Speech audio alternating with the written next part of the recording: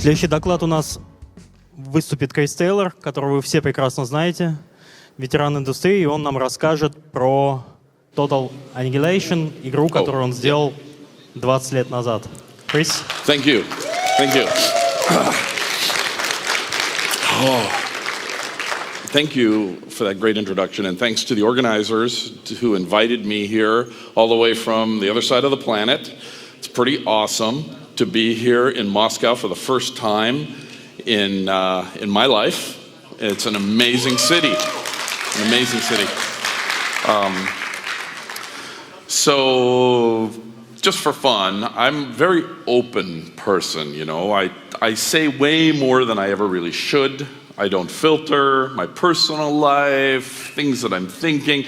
So, of course, I will share with you that I spent the last 2 days in my room fighting a flu bug. And now as I'm speaking here to you, my sinuses are running and I'm on cold medication. So I'm not my normal self. Okay, normally I am like really, really hyper. And so this is the mellow Chris today. Okay, this is the mellow Chris. And I drank a bunch of coffee, but I don't think it's going to make too much of a difference. But maybe this is a good thing. Maybe I'll speak slower, because I know when you are translating English, sometimes it's good that I speak slow. All right, well, let me tell you. Total Annihilation. This talk is kind of about Total Annihilation and it's and things that related to Total Annihilation. It's not going to give you it's not a lesson necessarily in game design. It's nostalgia. It's fun to walk down memory lane and talk about some of the things. And at the end, if I do the timing right, there's a bunch of questions I'd like you guys to answer. I like to turn it around a little bit. So when you're reading these questions, you can be asking yourself if you know the answers, then you can come up and give the answers at the end. All right, so I don't know about you guys, but I'm a little hot. So if you don't mind, I'm going to take my shirt off. Is that okay? Okay, that's better. A little bit of an inside joke. About 30 years ago, I did stand-up comedy in Vancouver, British Columbia, and I did a joke where I took a shirt off, and I had an identical shirt underneath. So this is that was a recreation of a 30-year-old gag. All right. So Total Annihilation was probably one of the most favorite games that I ever did, and there's a bunch of reasons why it was my favorite, and there was magic. And the question is why was there magic? Because a lot of us have worked on a lot of different games. And sometimes there's magic and sometimes there's not. Well, as you can imagine, there's environmental variables. There's the people, which are critical to this magic. But sometimes it's just a moment in time, that there's no explanation for. I had a lot of fun on Dungeon Siege. Dungeon Siege also had fabulous stories. I could talk about Dungeon Siege. That was over 4 years in development. Supreme Commander 1 was, again, almost 4 years in development. And Total Annihilation was only 20 months. The total development cost was $1.1 million. This is US dollars in 1996. 97, and it kind of teaches me something looking back on this, that dollars don't equal great game, right? And that's what's great about indie, is that great games are being created at fractions of the cost of these big $100, $200, $300 million games. So I like to recognize that.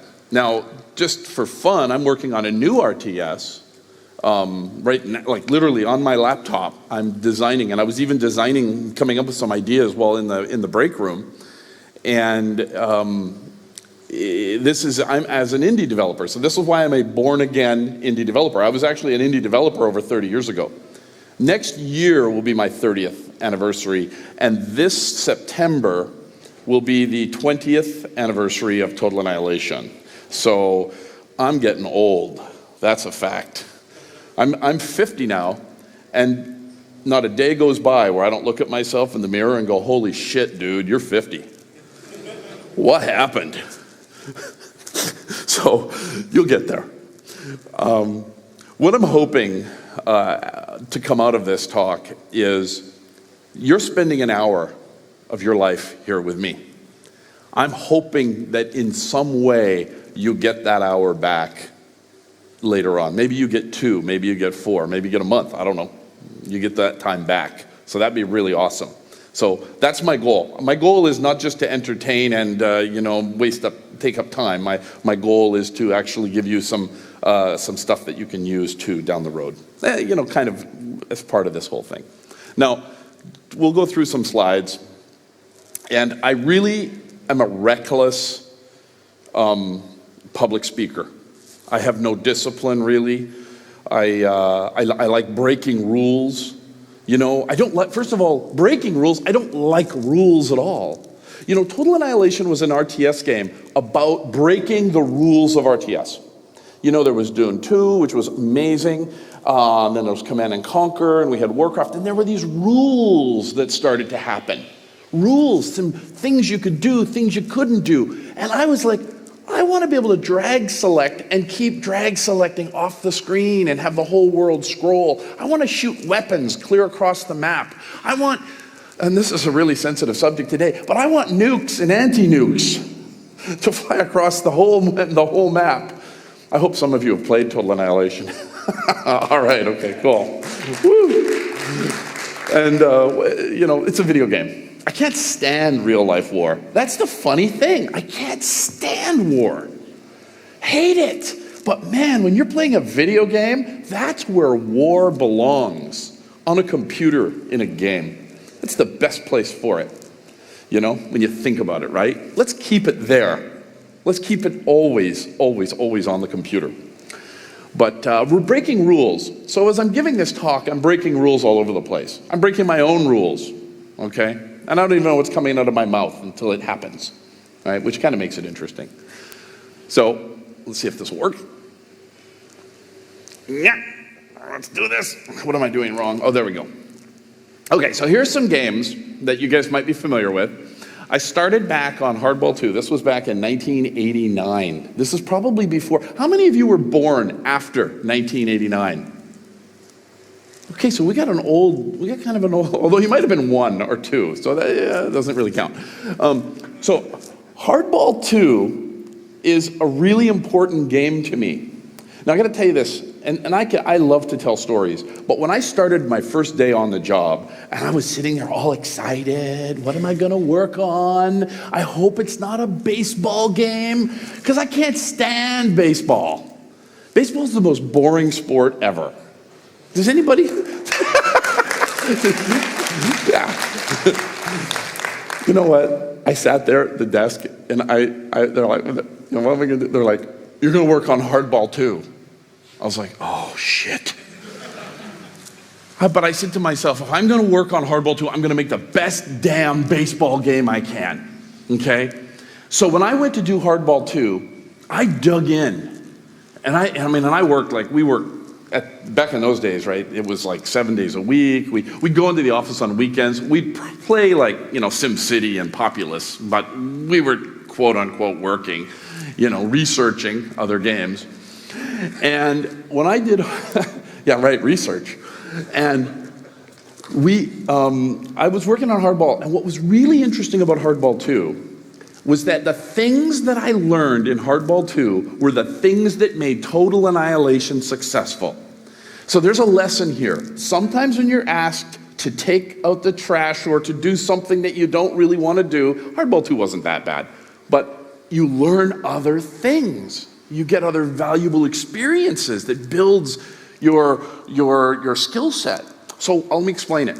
Back in those days, a PC, a 4.77 megahertz PC, the original IBM, okay, was a slow computer by today's standards. I mean, this thing is like, I don't know how many Cray supercomputers, the Cray ones that this thing beats, like 1,000 or 2,000. This is an amazing device we have in our pocket. But back then, 4.77, you couldn't just keep painting the whole screen every frame, or you had to erase little bits of the screen and then move stuff and then fill it in. And so when the men were running around the bases, right, you were actually copying and pasting in all of these things with these little, what we call dirty rect technology, dirty rectangle, where you would have a super rectangle that would contain where the runner was and where the runner was going. Okay, well, this management of every cycle of computer time was so important to Total Annihilation. I just didn't know it. So when I was working on this, I just did the best I could, but I didn't know why I needed to know it. And that's what's great about this process. So and let me give you another example. The field is a two-dimensional bitmap, right? It's just a 2D bitmap. You paint it on the screen one time and you leave it there. But when the ball was hit, it went out into the field and it bounced on the green and it rolled out. And sometimes if it went all the way out to the field, there's this little fence painted on the back. And if that little tiny pixel went over the top of that fence, that was a home run. That was really important. And if it hit the top pixel of the fence, it bounced back into the field, into the outfield, and it wasn't a home run. This is really important to baseball. Every single pixel mattered. Now, I play games today. I know the developer cares about every pixel or not. And I got to tell you something.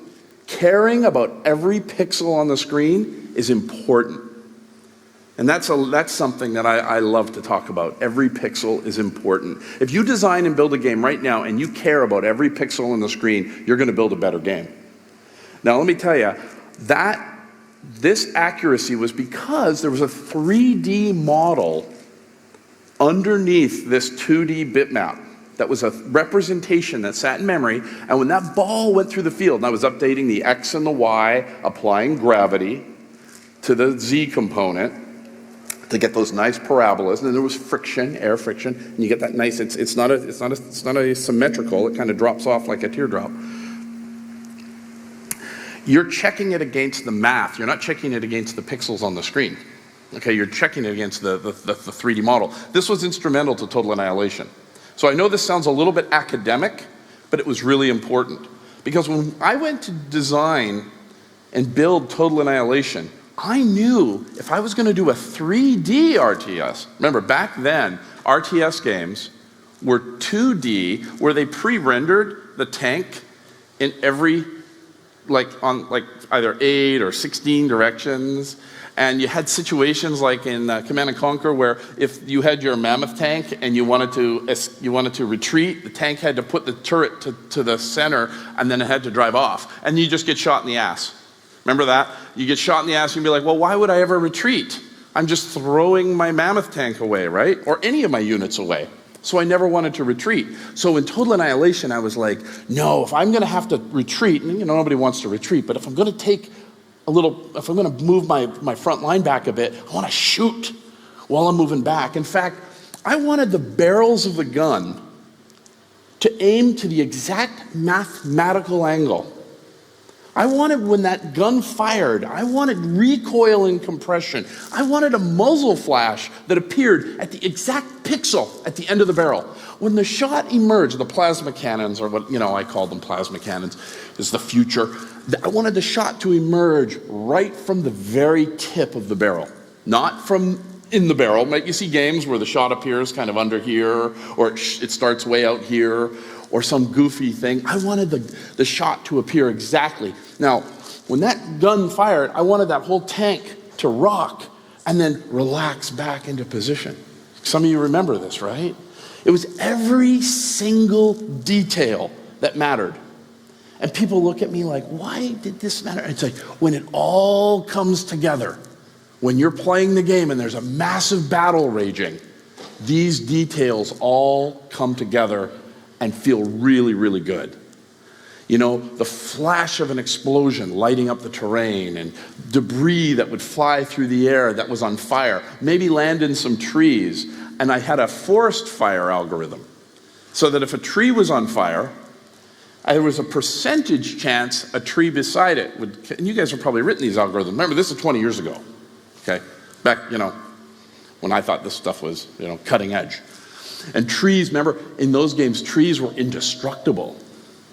Indestructible. Like, come on, trees are the first thing to go in a battlefield. Trees just get wrecked, right? Buildings, everything goes. So, tree would catch on fire, another tree would catch on fire.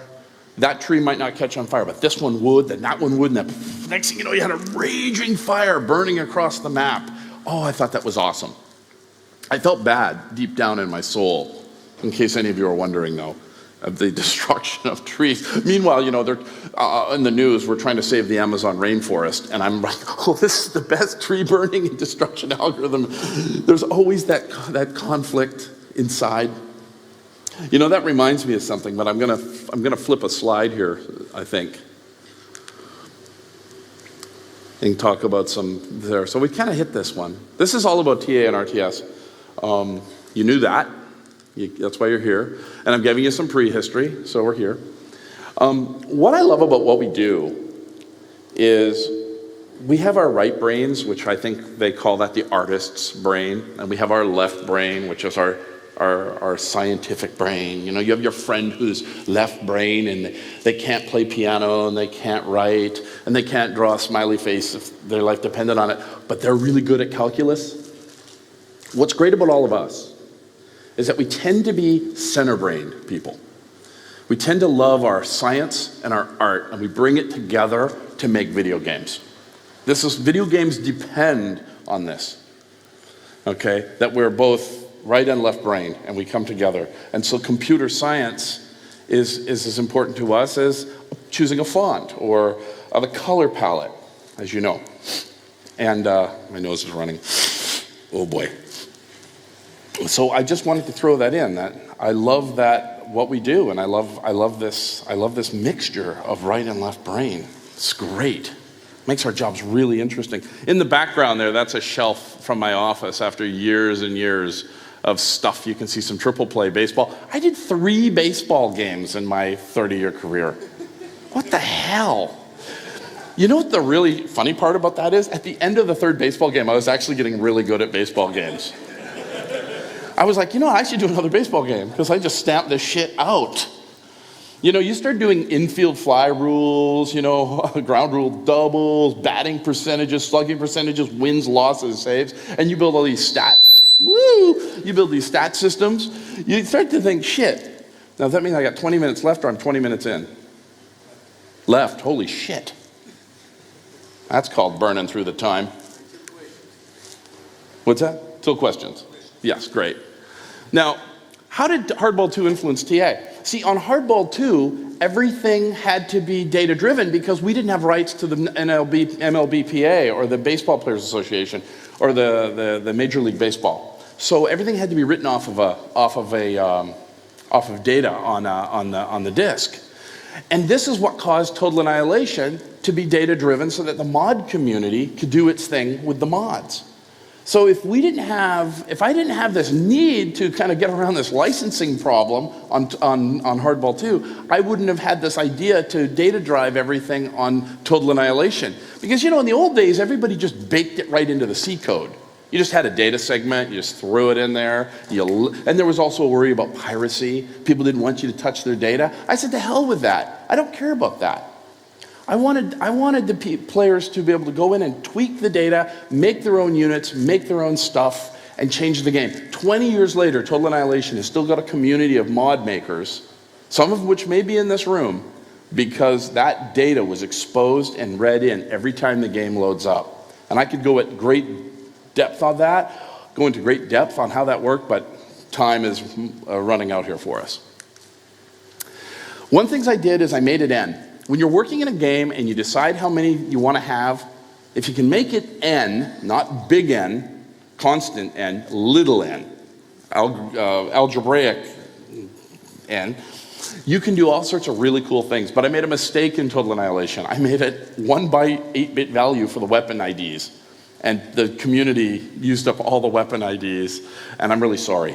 about that. That was short-sighted of me. I should have at least had 2 bytes. I had a Bill Gates moment, where 640K would be enough for everybody forever. Remember that? Well, 8 bits I thought was going to be enough for weapon IDs. Some of you relate to this. The mod community is what played a key role, so I talked about that.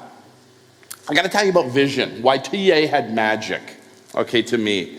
Now, I had a pretty good vision for what I wanted the game to do. We talked about the barrel and all the stuff, the crunchy detail, every pixel mattered. But I got to call out Ron Gilbert for supporting my vision.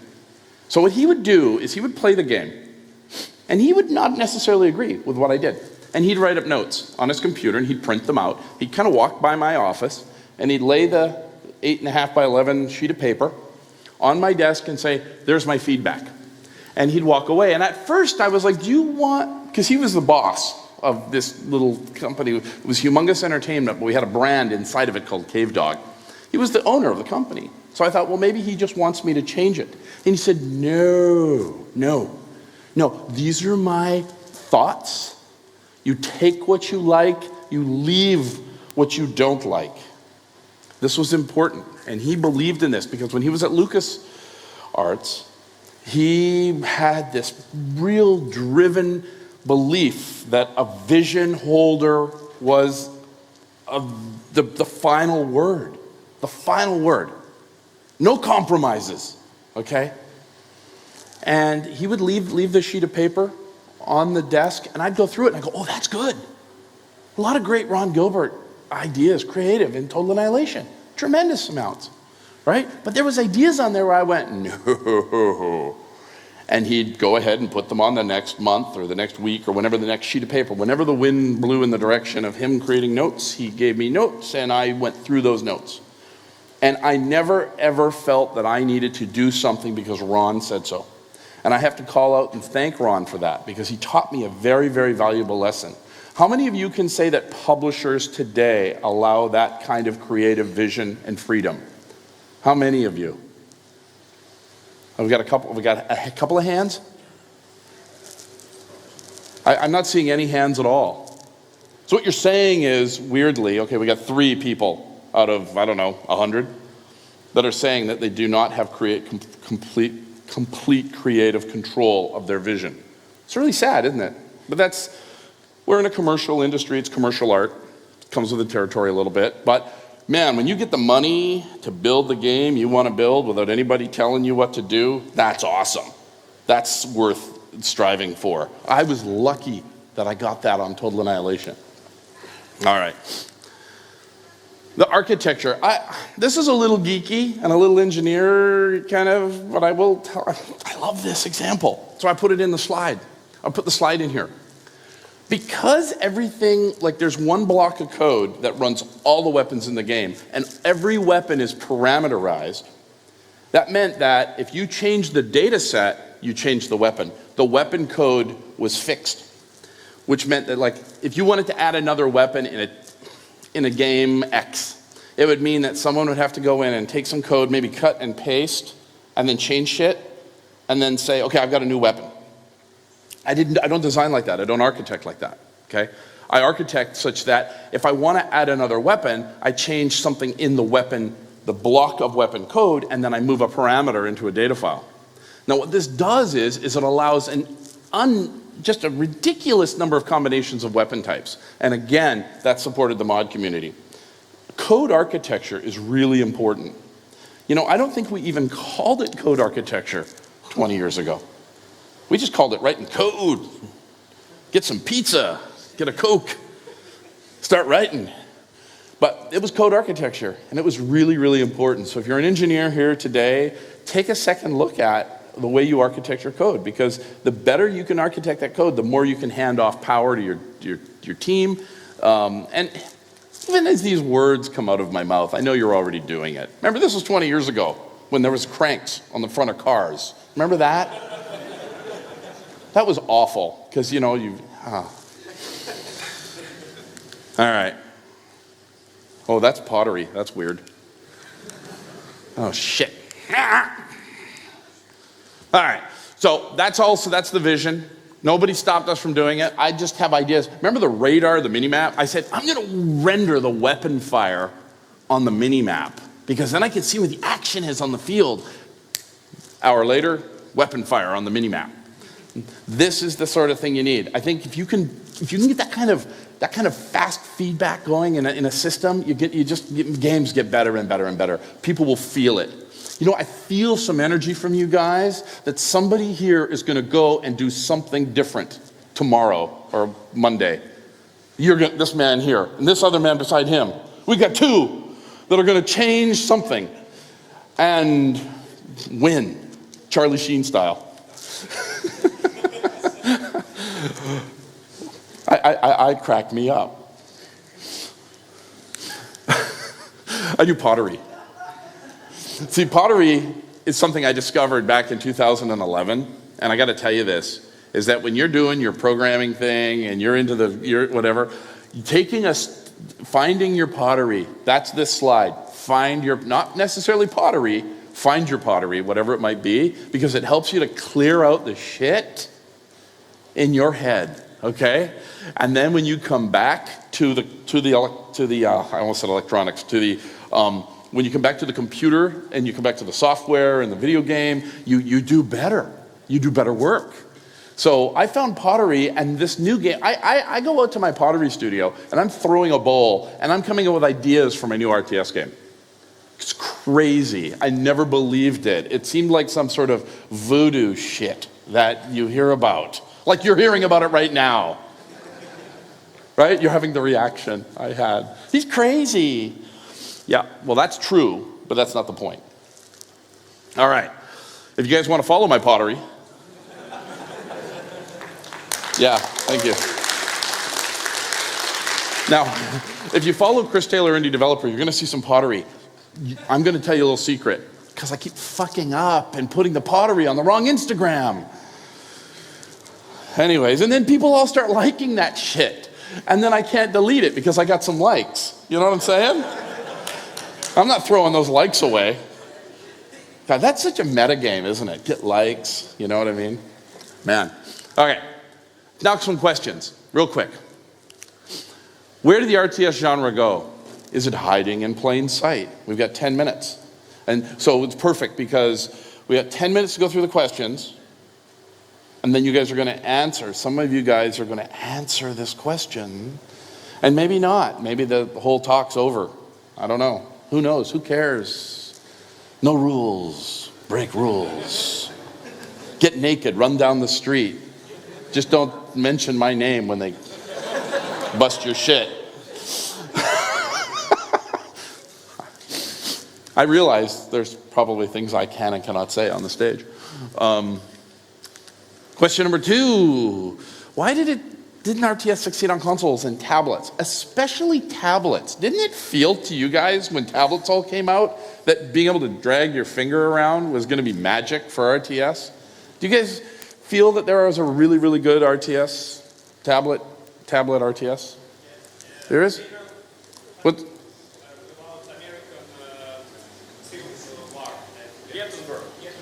Yeah, you know, it's funny, like, I believe you, but it's not like it was in the old days of RTS. You know what I mean? When RTS was just all the rage. Although, you got to admit, right, like, Clash of Clans and Clash Royale and Dominations, and there's a whole bunch of these revenge games that are asynchronous, and they feel kind of like RTS, right? They kind of feel, and they're all iOS or Android, and you've also got all the MOBAs. So there's a little bit of an answer there, the MOBAs, but it sort of felt like it turned into a MOBA, and then it never kind of came back in a strong way, although there's some really good RTS games out there. I'm kind of giving you the answer, but I'd like to see RTS in its former glory, I guess. I'm a little, sad about that. Did I just skip another one there? Why was a sequel to TA never made? That's a damn good question. 20 years. I don't know.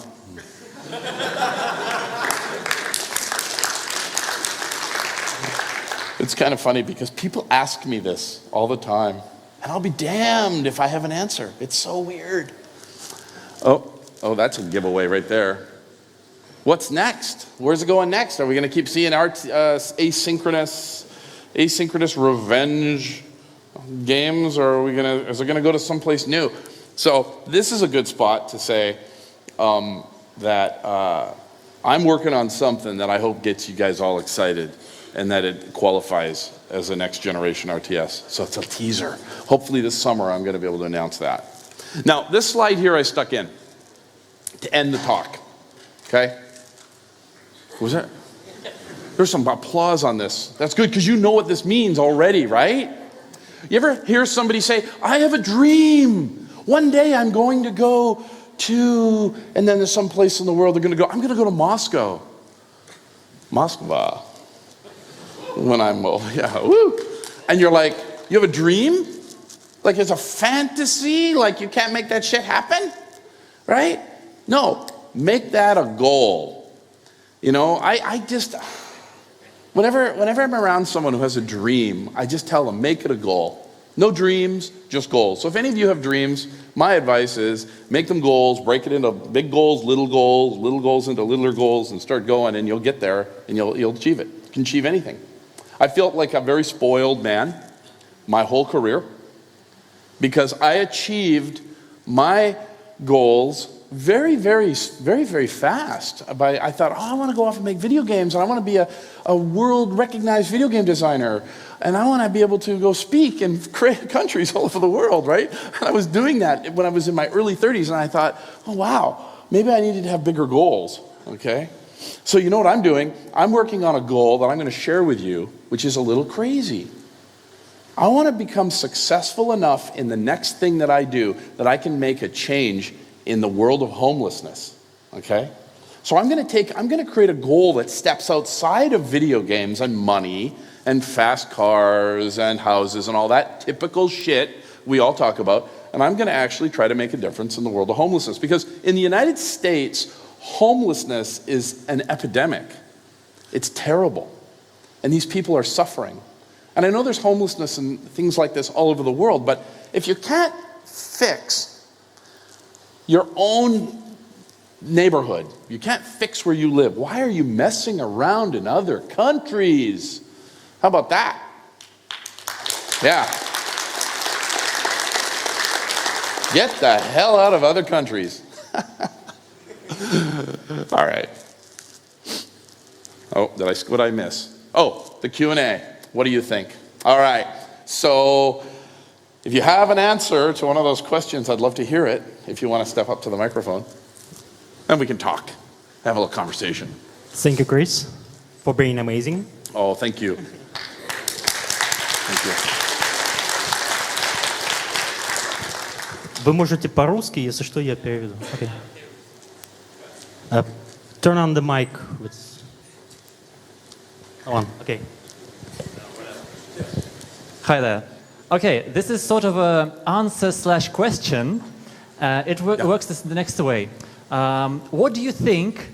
I think that Dawn of War 1 was a good example of RTS going forward. What do you think about Dawn of War 3? And what do you think is like bad, good about it if you like saw it, etc.? And yeah, you get it. You know, I tend to shy away from making public statements about other people's creative work. That's why when I was doing these slides, I thought, wouldn't it be more interesting to find out what you thought? And you think Dawn of War 3 was advancing. 1? Oh yeah, it works. Dawn of War 1 was awesome, but then you say by Dawn of War 3, did you like Dawn of War 3? I liked what they tried to do, because they tried to take common things out of free-to-play games, like there's a tower, and make the map more structured. But in doing that, they removed like lots of things that make fun about strategy games, like destroying environments, like finding other paths. And what I wanted really to hear from you, like, what do you think about routes and paths in strategy games, like about backdooring, rushes, all that? Do you think this is a gimmick of the past, or should this be like really powerful in strategy games? Should strategy games be about finding the meta, or just like finding the counter? Well, Like that. what's great about an RTS is you can have different maps, and then the best maps kind of So you think an RTS is about different maps? Well, you have the opportunity to experiment with different maps. So that and if you let people decide what they want to play on, like if you look at TA, there were some favorite maps that sorted right to the top of the list. Supreme Commander 1, Supreme Commander 2, same thing, right?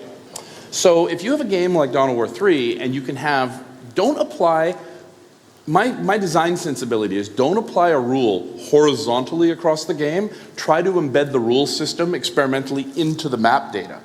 So that when people play, like, okay, so one map you can't change the routes. Another map you can change the routes. Maybe there's more bridges you can One last thing, like really fast. Do you think future modern RTS can be an esports title?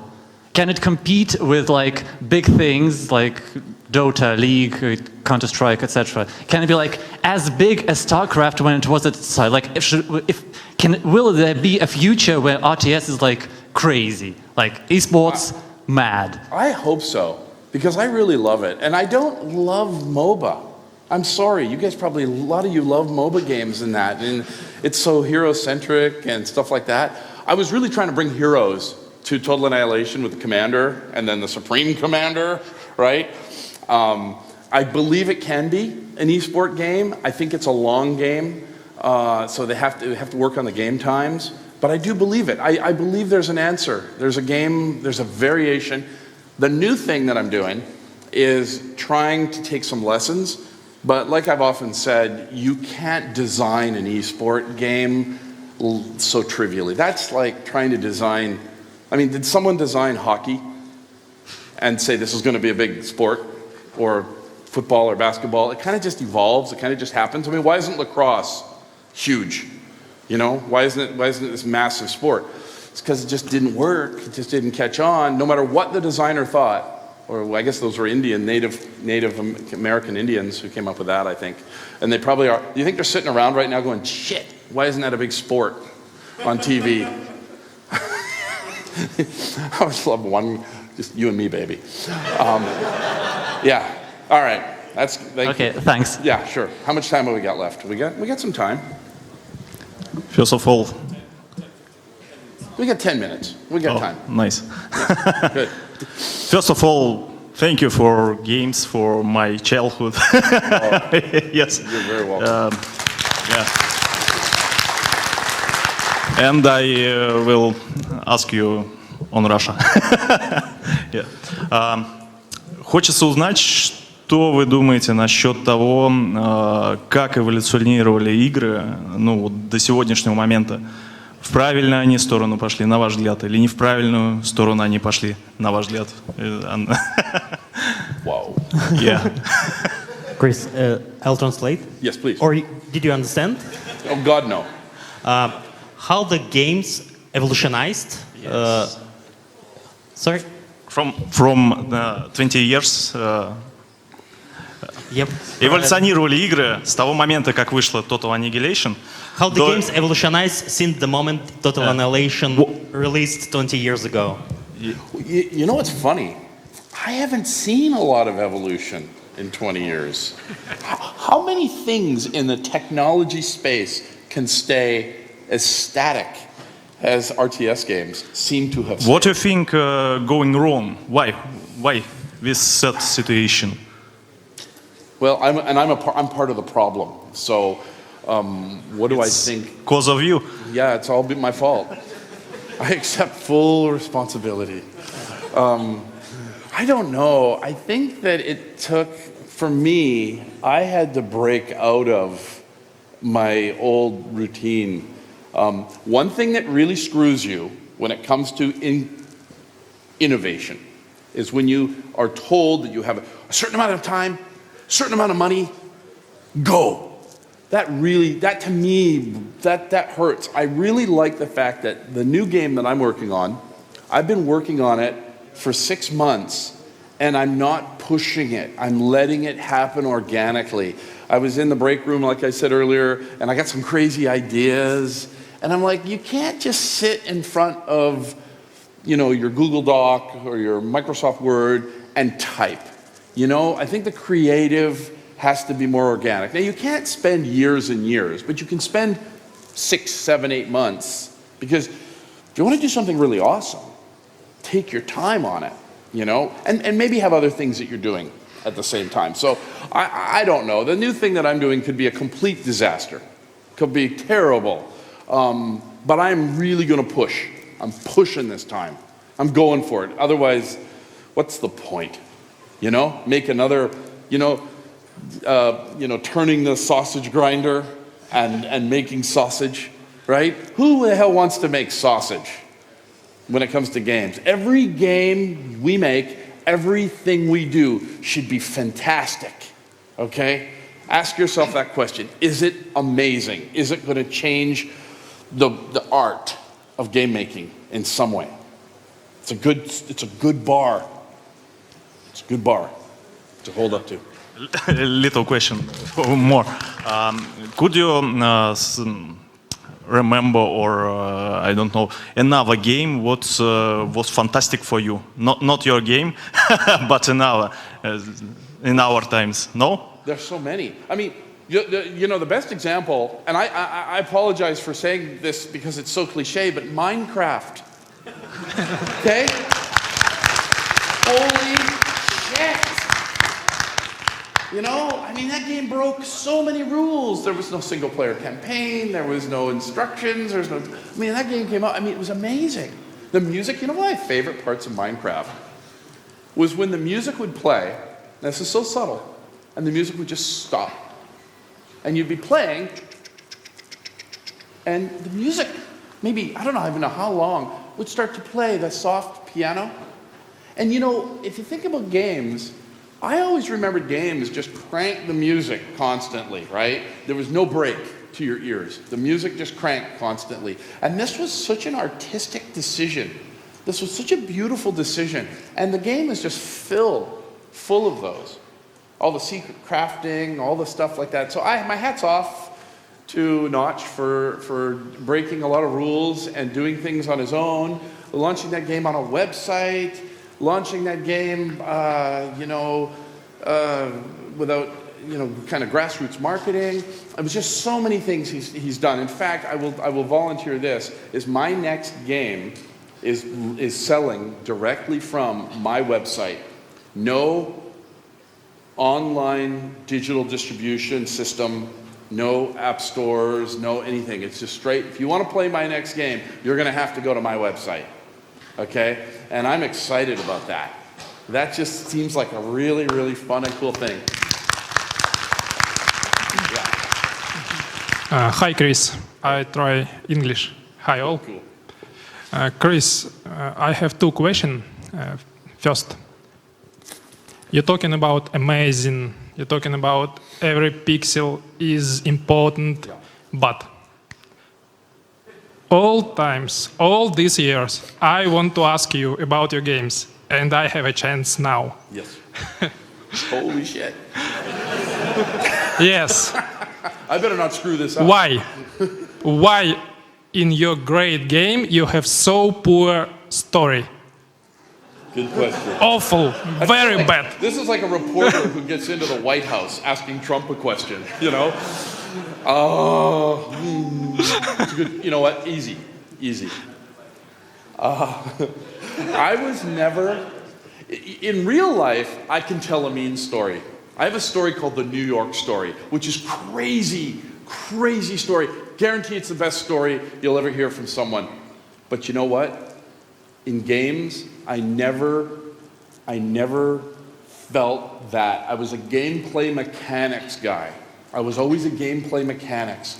And the funny thing is, I didn't figure out until way down, 20, 25 years of my career, that story was important. And the next game I'm doing, I'm going to have some story, but I guarantee you're going to be disappointed with my story. Okay. Yeah. And the second, Oh, okay. about engineer unit. In Total Annihilation, we have flying engineer unit. Yep. You remember, yeah? Oh, of course. That was later, though. That was a unit. Wasn't that a unit of the week? I can't remember. Yeah, me too. I can't remember. So, but Shit. Go ahead. in the second year game, Supreme Commander, Yeah. we hasn't this unit. Why? Oh boy. Why you remove this unit from game? I gotta tell you. You forgot, yeah? No. There's a lot of decisions that are made when you get into big teams and you start, it's like you're running a hotel. And I think that's probably why Total Annihilation was is a special game to me, because I was intimate with everything going on the project. Supreme Commander got complicated. You know that strategic zoom technology where the whole thing would change? I mean, we were into the GPU, managing textures. I forget what's it called. It was dynamic tessellation of terrain. I mean, it was some pretty intense shit. You know, and of course that was after we did the Dungeon Siege continuous world technology where you never saw a loading screen, right? So we were just begging for trouble on this. And when you're making decisions, and you've got the publishing guys in there, and you've got lists of rosters of units, and you've got different things. And the story, you got to admit, the story was better on Supreme Commander, right? A little bit. Yeah, a little bit, yeah. Come on, Dr. Brackman with the brain in the fucking jar. Come on. Oh, my child. Yeah, I mean that shit. You try, yeah. Yeah, I tried. Okay, so it's no Witcher. Fine. So it's it was not only your decision about engineer, yeah? Well, you know, someone somewhere probably said something to me, but it could have been from feedback. It could have been from someone on the team collecting data and making a case. But you know, honestly, you could easily embarrass me by going through units that I don't remember. There were so many damn units. When you look at the number of units in Total Annihilation in Supreme Commander 1 and then 2, it's just huge. You just fold out these sheets of things. And in fairness, too many. I think too many. I mean, we were kind of in this bigger is better. You know, when you come to game design, bigger is not better. More is not better. And when you get to a point where you can't hold the whole thing in your head, you kind of get yourself into a little bit of trouble. You know what I mean? You imagine trying to design the next deck for Magic the Gathering? I mean, that'd be hard to do, right? You know, to know how everything is going to work. Those guys have got to be like massive focus of just that stuff, because it's so easy to forget what you did. I mean, we had template systems for building things. We had, you know, like the no attack timers. I mean, it started to stack up. It started to get pretty complicated. I like a nice, simple rule-based system. So the new game that I'm doing, simple rules that allow you to create anything you want, but do it with a very, very simple set of primitives. And I'm excited by that. In fact, I've stolen a few cool ideas out of some games that I love, because I like that the player brings their creativity to the game instead of the designer does all the creative work. Like Minecraft is a perfect example. Perfect example again, you know? So. Thank you. Yeah, you're welcome. And great question. And good luck in your new game. All right, thank you. I'll see you in Большая like просьба, 4 years when you're больше вот living этих in двух Omaha. вопросов не занимайте, у нас всего лишь 10 минут, 5 минут осталось. Okay. Не, все. Ну, короткий нет, а длинный можно. Нет. What the hell are you saying? I don't understand nothing. Sorry, we are talking that no more questions after you and the guy after you. So, Chris, thank you very much for your talk. I'm a big fan of your work, although I will admit that it's Dungeon Siege that holds a special place in my heart. But that kind of is an entry point to the question/answer to your questions/answers. Why are RTSs in this weird situation that there is an audience, but there's no big, market or no talk about RTSs. Don't you think we're sort of in a situation that, like RPGs were in the 90s, that, you know, there was this 80s thing with SSI, Golden Box, and then everything went to shit. And then this small company like BioWare made this small game called Baldur's Gate, and everything resurged. Yeah. Don't you think RTS is waiting for this Baldur's Gate of RTSs that, you know, takes the rule set that these things that you shouldn't change and understands them really well, and then changes everything else to make it less archaic, more modern, and like more polished? And I think something like that is missing from the RTS space. Yeah, I think it's going to happen. And it's like, you know, when someone like Uber comes along and everybody goes, that is the greatest thing. I mean, let's face it, right? I mean, this is transforming the world of taxis and everything else, right? And until that moment where that idea comes up, nobody thought of it. And all of a sudden, it's the greatest idea. So in RTS, something's going to happen. It's going to revitalize it. For me personally, I think it's going to be the ability to play it on any screen that you have, that you own. Okay? That's important, because if I can't get access to something that I'm into, then it's not going to be as exciting for me. I can't just be home in front of my PC, or I can't just have it on my iPhone or whatever. It's got to be accessible on every screen. So that's something that's a little hint of where I'm going. So. Okay, thank you. I'm looking forward to your new game. Cool. Thanks. Cool. Thank you. Okay, I'm trying to be unique and ask just one question. All right. So you talking about things like running naked in the streets and break the rules, guys, and all this stuff. And my question is, what's the most insane thing you did in your life? Most insane thing. And you're not ashamed of it. Oh. Maybe ashamed of it. I don't know. Wow, that's a really good question. Maybe you stole money from the grandma. I'm just joking. I'm just kidding. Sorry. It's really personal. That's a good question. That's a good question. You know, I think. You know, I did a couple of things that were kind of insane. I had a job up at Electronic Arts Canada. I was a senior engineer. I had my own office, I had a couch, I had a SGI workstation. I was making insane amounts of money, and I quit my job. I divorced my wife, I sold my house, got rid of my car, and I moved to another country. And I woke up on Monday morning in a different house, with an empty bed, with a different car, and I went to work at a different job. I thought that was pretty crazy. Try that sometime. Okay, I shall try. Thank you. Thank you, Chris.